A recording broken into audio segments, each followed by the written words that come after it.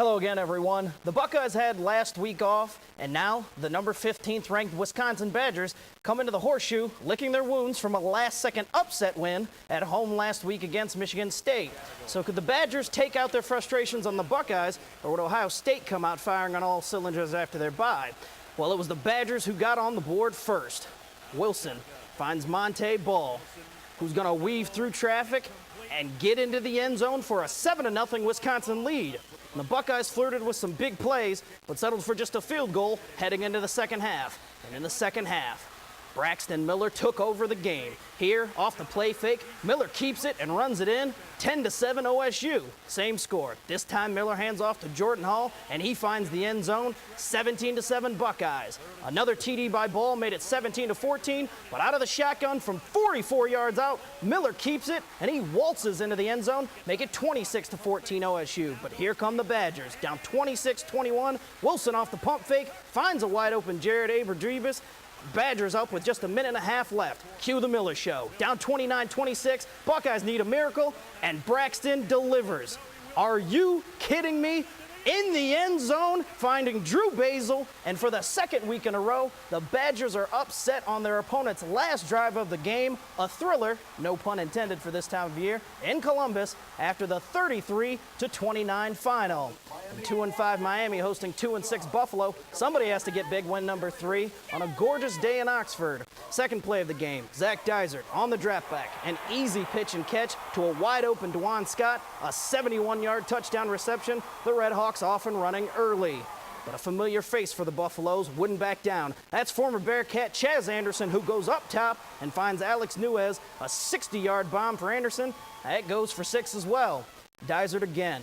And this time, he fires a laser into the chest of Chris Givens, but more impressive is that hit that Givens takes in the end zone. He hangs on to the ball. Miami hangs on to the win. They improved to 3-5 with a 41-13 victory. Charlie Strong and company welcoming in the Orange. Big East foes head into Papa John Stadium, and in the first quarter, when Teddy Bridgewater hits Devontae Parker, and he's got a defender doing circles. A 42-yard touchdown reception for Parker. 7-0 Cards. This time, Bridgewater with a nice little touch pass to find a leaping Josh Chichester. Chichester sticks the landing for 6. Running back Victor Anderson chipped in with 93 yards and a touchdown of his own on the ground. Louisville knocks off Syracuse 27-10. In Division III, the Saints march on, staying undefeated against Westminster. Number 6, Thomas More, clinched its 4th straight President's Athletic Conference title, beating Westminster 27-10. The Saints, in fact, never even trailed in this one, led by senior linebacker Nick Gramke of Elder, who finished with 14 tackles, including a sack. Meanwhile, Mount St. Joe's got back on track with a win over Earlham College. The Lions scored 14 third-quarter points to keep Earlham at bay with a 26-24 squeaker. The win gets St. Joe's back above 500 with a 4-3 record. Kentucky State Volleyball Championships going on this weekend. Newport Central Catholic and Notre Dame squaring off. The winner would face the winner of Assumption Henry Clay. The two Northern Kentucky teams meeting in the quarterfinals. New Cath, the Region 9 champs, giving the Region 10 champ Notre Dame Academy all they can handle in this one. But the Pandas show their resilience, taking their hits and dishing them out just as well. They would advance where they meet up with Assumption, who took down Henry Clay. To the semifinals we go. As mentioned, Notre Dame taking on Assumption. The Panda faithful there to cheer them on, and they would need it to ground the Rockets. Heidi Thielen with a big hit. That scored the Pandas a point, but unfortunately for Notre Dame, the third time was not the charm, as for the third time this season, they fall to Assumption 2-0.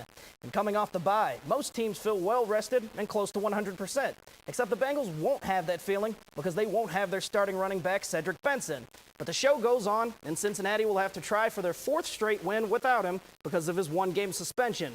Bernard Scott will get a bulk of the carries, making his 3rd career start, but expect a heavy dose of Brian Leonard and Cedric Pierman. No matter who carries the ball, the Bengals will be up against the top rushing defense when they take the field against Seattle. Andy Dalton won't have a day at the beach either. Seattle is well known as being one of the toughest road venues in the league. Everybody's got to be keyed into my voice and keyed into the things that we're doing because they are going to be loud. So it's, folks just have to focus a little bit more.